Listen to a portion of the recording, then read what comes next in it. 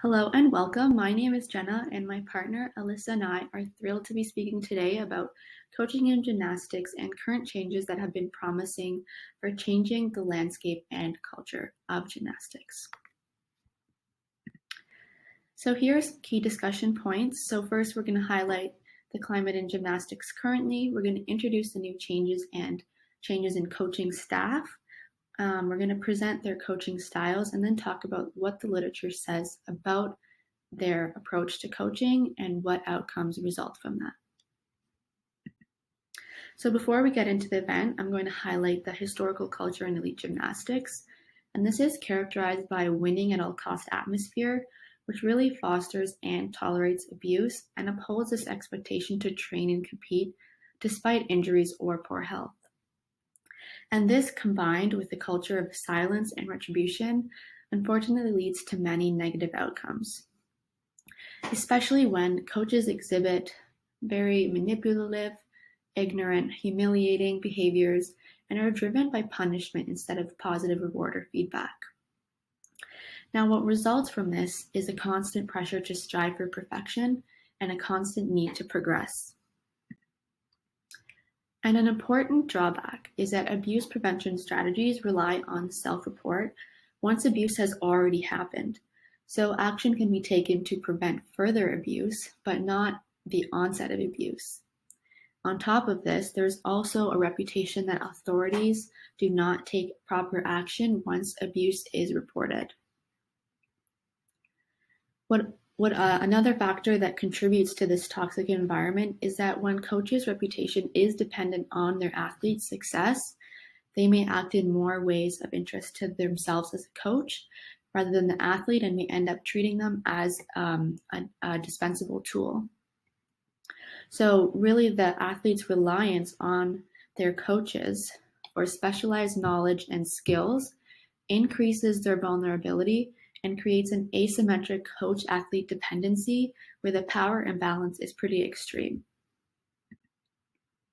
So here's a quote from a gymnastics coach reflecting on his own coaching, and he states how it was never my intention to beat athletes, yell at them, hurt their feelings, belittle them, but it did happen. I thought it was the only way to instill a winning mentality in them. To put this more into perspective, the need for change is pressing, especially in light of hundreds of gymnasts speaking out against Larry Nassar, who was the USA physician for 25 years. So over 150 athletes accused him of sexual abuse, and previous reports of abuse against Larry Nassar over the last 30 to 40 years were all dismissed by USA Gymnastics and no action was taken. As a result, this leads to athletes reporting depression, anxiety, self-harm, and what is ironic is that he was actually involved in creating the policies and rules against sexual misconduct to really protect these athletes from abuse. So what's happening in gymnastics today? Well, Simone Biles and Grace McCallum both have a new coaching team whose coaching styles have been referred to as unconventional. So here you can see Laurent and Cecile Landry are Simone's coaches, and Sarah Jancy is Grace's coach. Now, what about their coaching style is novel or unconventional in the context of gymnastics? So they utilize a very empowering and supportive approach in order to focus on maintaining an autonomy-centered foundation. So they ensure that they provide their athletes with a safe space where they feel comfortable to voice their opinions and thoughts regarding anything gymnastics related, personal lives, anything that they might need. And Madison, who was formerly coached by Cecile and Laurent, states how they supported her and loved her and allowed her to accomplish her dreams.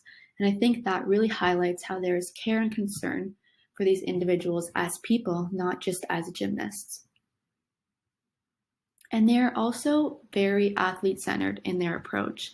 So in creating training schedules, they adapt and include the athlete in the decision-making process, for example, to ensure that safe recovery follows following an injury. So in doing so, this also prevents overuse injuries that are very prevalent in gymnastics. And they do this by talking to the athlete and making sure that they're in good physical, emotional, mental condition in order to be able to safely practice. And this was particularly apparent when Simone sat out on multiple events in the Olympics this past summer in Tokyo because she was not physically or mentally prepared to be competing. And Cecile and Landry both supported her decision to take a mental break until she felt that she was ready. But that being said, they're still able to push their athletes when needed without using that authoritative or overly demanding coaching style. And another unique aspect is based on their athletes' individual skills and comfort levels, they reconstruct their skills and routines in order to boost their confidence and to put them in the best position. So whereas traditional coaches would want them to do specific sequences of skills, Jancy and the Landys both have emphasized the need to personalize the routine and the skill to their respective athletes and not the athlete to the routine or skill. And another thing about their coaching philosophy is they recognize Simone and Grace as people first and athletes seconds. They don't treat them as a commodity that could just bring home medals, but as a person, and this is evident by frequently checking in with their athletes regarding their health and well-being and refraining from exerting unnecessary pressure on their athletes. So what really is shifting in terms of how coaching traditionally is to what they're doing now? So typically the environment was treating sport as a commodity. So that means, authoritarian coaching styles, that winning at all costs atmosphere that I previously mentioned. And this again is associated with athlete maltreatment and can result in adverse outcomes, including but not limited to heightened anxiety, diminished self-worth, diminished self-esteem, and overuse injury. So what Jancy and Landy have done in their own coaching behaviors is change sport from a commodity to sport as a community. And this is characterized by strong coach-athlete relationships as a partnership, not a patriarchy. So it really emphasizes the athlete-centered approach, taking them into decision-making processes and really promoting a positive environment. One important aspect of the coach-athlete relationship is good communication. One of the articles we looked at by Cranmer and Brandt examined the role coach confirmation plays in developing the athlete. Humans have a basic need for confirmation, and it can be fulfilled through effective communication. The article identified 6 specific confirming behaviors coaches can engage in to help the athlete feel recognized. When looking back at the gymnastics articles, we can see specific examples of how all 6 of these behaviors are used in this new approach to coaching. Individualized communication is knowing each athlete's preferred way of receiving feedback and communicating. Laurent Landy checks in with his athletes individually to make sure they are not being pushed past their breaking point. Personal communication is getting to know the athlete as a person by talking about things outside of sport. National team coach Tom Forster keeps athletes' families in the loop, while Jancy creates an environment where her athletes feel comfortable talking to her about anything. For example, Maggie Nichols felt comfortable talking to her about being sexually assaulted by Larry Nassar. Encouragement is expressing confidence in the athletes so they know that their coach wants them to succeed. Jancy and the Landys encourage their athletes to get enough rest and return to sport when they feel healthy enough. Their caring approach helps athletes feel more confident in themselves. Improvement is expressing belief that the athlete has potential to improve and learn from their mistakes. The Landys worked with Biles to create a plan that would add difficulty and consistency to her weakest event, uneven bars, and restructuring her routine helped boost her confidence. Recognition is acknowledging players' contributions to the team as athletes and as people. The Landys recognize Biles' incredible talent and give her the freedom to train fun and daring moves. And finally, investment is investing resources in the team to show that the athletes are significant to the coach. Forster shows that he invests his time in the athletes by traveling to their gyms to check in on their physical and their mental health. This new approach to coaching could be classified as transformational coaching, which is defined as a follower-centered approach where leaders develop followers into future leaders by empowering and inspiring them. The idea of transformational coaching can be simplified into the 4 I's. Idealized influence is when coaches gain athletes' respect by being a positive role model. Inspirational motivation is expressing confidence in athletes' capabilities. Intellectual stimulation is encouraging critical thinking and creativity by engaging athletes in the learning process. And finally, individualized consideration is showing care and concern for athletes' needs and abilities. We can see many examples of how the new coaching style aligns with transformational coaching. The coaches are a positive role model to their athletes by apologizing to them when they make a mistake or when they react in a way they do not like. They also involve the athletes in the coaching process. As mentioned before, Simone's coaches worked with her to develop a plan to tackle her weakest event and also gave her the freedom to train fun skills. When the athletes make a mistake, the coaches remind them that mistakes are normal and that no one is perfect, which teaches them a good life lesson for in and out of sport. And finally, the coaches show care and concern for the athletes by ensuring they are fully rested after injuries and by encouraging them to discuss when they are feeling frustrated. As we know, the new gymnastics coaching style is athlete-centered.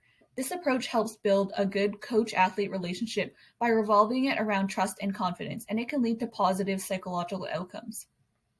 It is the coach's responsibility to help the athlete develop mental, physical, and tactical abilities. Doing this with an athlete-centered approach helps to promote athletic and personal development. Athlete-centered coaching ensures that the athlete is not dependent on the coach, which gives them room to develop their own identity. And finally, it's characterized by mutual trust, confidence, communication, collaboration, and it's built around the athlete's strengths. This new approach to coaching has many positive implications and outcomes. Historically, sport authority figures have hindered abuse prevention efforts. An athlete-centered approach will enable coaches to transform the culture of the sport into a safer and more positive environment that will prevent athlete maltreatment. From the article, we see that Jancy and the Landys uphold this principle to safeguard their athletes and prevent abuse.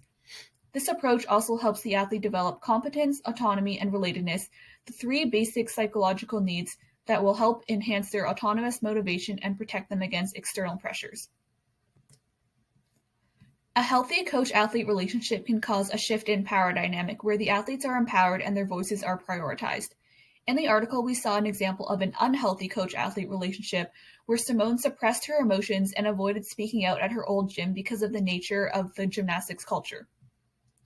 With her new coaches, Simone felt comfortable emphasizing that she was a person first and a gymnast second, and Sarah Jancy also advocates for this too.